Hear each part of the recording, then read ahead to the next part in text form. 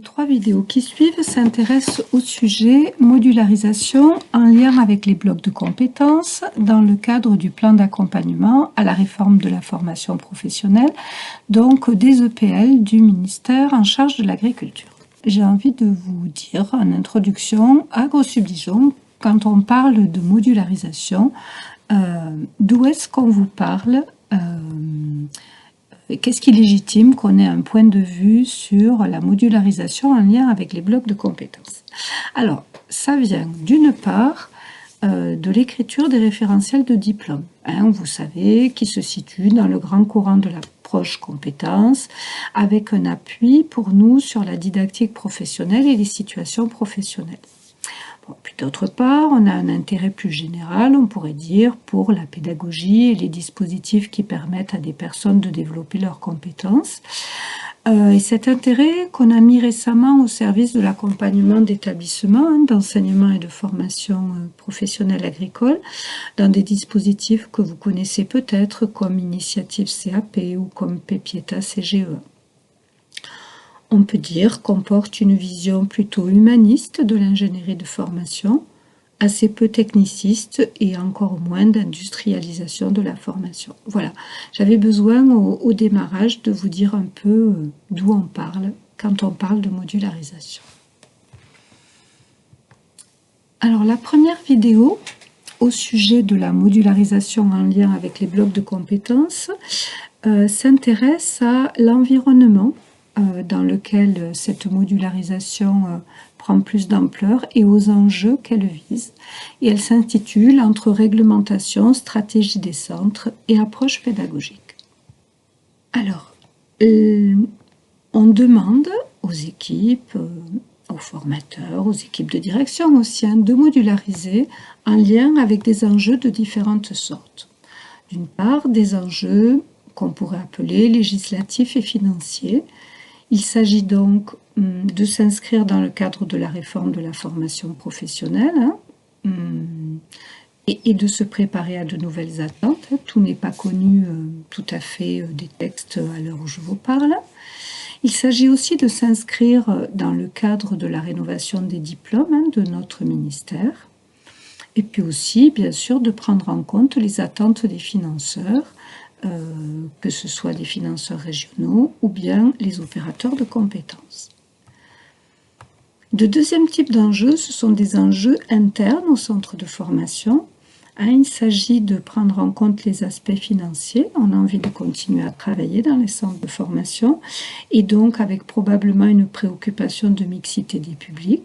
Il s'agit aussi de s'adapter à l'évolution des effectifs, plus globalement de s'adapter aux changements qui surviennent dans le champ de la formation professionnelle continue et de l'apprentissage. Il y a aussi des enjeux pédagogiques. Il s'agit de prendre en compte les besoins de chaque personne, de reconnaître les acquis de chaque personne, d'être cohérent avec le positionnement. D'une façon générale, il s'agit d'optimiser le temps du stagiaire et de l'apprenti au centre de formation, de l'optimiser par rapport à son projet, à ses compétences, à ses acquis. Le cas échéant, de préconiser des parcours complémentaires. Plus globalement, de permettre l'articulation du dispositif de formation en modules cohérents, sans se tromper de but. C'est-à-dire, on est d'abord au service des besoins des usagers. Enfin, on pourrait dire qu'il y a des enjeux territoriaux. Il s'agit pour le centre de formation de proposer une offre de formation plurielle, variée, de s'adapter à l'évolution des emplois, de renforcer le lien avec les secteurs professionnels du territoire, de répondre à des demandes ciblées, ponctuelles, mais aussi de développer de nouveaux services, par exemple autour de l'articulation des parcours, de l'accompagnement, des entrées au fil de l'eau. On va rentrer un peu plus dans le détail de certains enjeux. Un des gros enjeux, c'est de s'ouvrir à tous les marchés. Et on voit bien qu'au-delà du marché à appel d'offres, 4 marchés se dessinent. Le marché du compte personnel de formation monétisé, qui est centré donc sur les compétences de l'individu, avec peut-être 2 volets. Le marché grand public circuit court, avec l'individu qui choisit ses formations, et puis le CPF de transition. Le marché des très petites entreprises et des PME, pour lesquelles donc il y a une intermédiation financière des opérateurs compétences. Le marché de l'alternance, avec une régulation des prix et de la qualité de la formation. Et puis enfin, le marché libre, le marché donc à la fois des individus qui souhaiteraient financer eux-mêmes leur formation et le marché des grandes entreprises. On va rentrer dans le détail de chacun de ces marchés. Pour un centre de formation modularisé vers le compte personnel de formation rénové,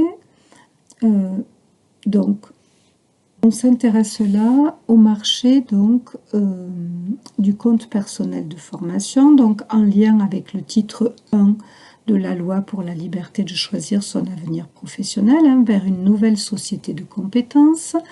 Donc ce marché, les offres de formation sont disponibles et accessibles pour celui qui souhaite les acheter sur Mon compte formation. Qui se définit comme le réceptacle unique de l'ensemble des droits à la formation rattachés à l'individu, quel que soit son statut, et mobilisable à son initiative. Voilà.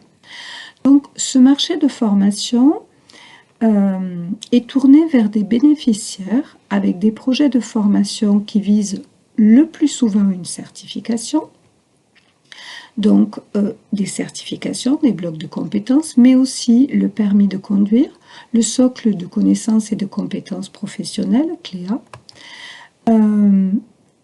sont éligibles avec le CPF les actions d'accompagnement en VAE, de bilan de compétences, mais aussi les formations de créateurs d'entreprises et puis les formations des bénévoles et des volontaires, donc pour l'acquisition de compétences liées à l'exercice de leur mission.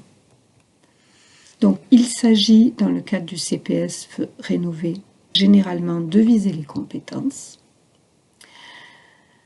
Modulariser vers le CPF rénové, ça veut dire pour le centre de formation, proposer des modules courts, en lien avec un bloc de compétences, mais aussi proposer des parcours liant plusieurs blocs vers le diplôme, mais aussi mixer les certifications courtes dans des dispositifs longs, par exemple les formations SST, le certifito, certains CACES, mais aussi, pourquoi pas, un CQP à l'intérieur d'un diplôme. Ça veut dire aussi développer des modules de formation multimodales, incluant AFEST et aussi formation ouverte à distance. Ça veut dire aussi éventuellement développer d'autres champs que la certification, comme CLEA, comme l'accompagnement des entreprises ou des créateurs d'entreprises. Ça veut dire aussi pouvoir accueillir des bénéficiaires au fil de l'eau. Ça veut dire aussi, d'une façon générale, toujours identifier le service et le facturer. Service formation, service évaluation, service accompagnement. Et puis aussi, évidemment, communiquer vers le public, les conseiller en évolution professionnelle et puis sur EDOF, donc de façon à ce que les offres apparaissent sur Mon compte formation. Un focus sur le CPF de transition professionnelle, donc modularisé vers le CPF de transition professionnelle, donc cette période de congé spécifique qui renvoie à ce qui était anciennement le congé individuel de formation.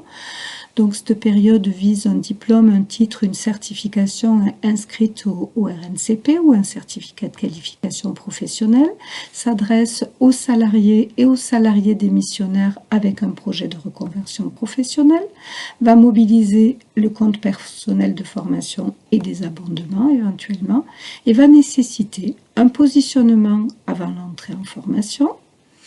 Les résultats du positionnement seront présentés donc, et passeront en vue du financement de la formation en commission paritaire régionale. Il s'agit donc pour les centres de mettre en place un positionnement en lien avec les blocs de compétences, de proposer des parcours prenant en compte les compétences déjà acquises et de justifier les parcours au regard des compétences ciblées et acquises. Voilà, donc ça c'était modularisé en lien avec le CPF rénové. Maintenant, mobiliser vers les entreprises, en tout cas les PME, les TPE. Donc là, il va y avoir l'intermédiation financière des opérateurs compétences. Donc dans le cadre du plan de développement de compétences des DPE et des PME, pour un public salarié, donc on sait, et c'est déjà depuis le cadre de la réforme de la formation professionnelle de 2014, qu'il y a un renforcement de l'entretien professionnel et du plan de développement des compétences des entreprises, avec, vous savez, cet état des lieux qui doit être fait au bout de 6 ans dans le cadre de l'entretien professionnel, et il s'agira d'avoir proposé aux salariés de suivre au moins une action de formation autre qu'obligatoire, d'avoir acquis des éléments de certification par la formation ou par une VAE et d'avoir bénéficié d'une progression salariale ou professionnelle. Voilà. Donc dans ce cadre-là, on voit bien que modulariser vers les entreprises, c'est aussi en matière de gestion prévisionnelle des emplois et des compétences, pouvoir répondre à des appels à propositions au niveau d'une entreprise, d'une branche professionnelle ou d'un territoire aussi. Donc dans tous les cas, ça va nécessiter de la part du centre de formation de structurer une offre et de communiquer vers les entreprises, vers les opérateurs compétences et vers les conseillers en évolution professionnelle aussi. Ça nécessite donc d'avoir mis au point soit des modules courts visant des situations émergentes, dans le cadre de la GPEC, mais aussi surtout des modules courts articulés visant un bloc de compétences, de proposer aussi des formations correspondant à des blocs de diplômes, des CQP et des titres, en envisageant une mixité du public, c'est-à-dire souvent vous ne pourrez pas accueillir seulement des salariés, il s'agira de pouvoir envisager donc d'autres publics aussi, avec des modalités variées d'acquisition de blocs et un accompagnement possible des entreprises dans le cadre des formations en situation de travail ou des AEF. Modulariser vers l'alternance maintenant. Donc, dans ce cadre-là, on va trouver les contrats de professionnalisation, les contrats d'apprentissage, qu'il est maintenant possible de signer jusqu'à 30 ans.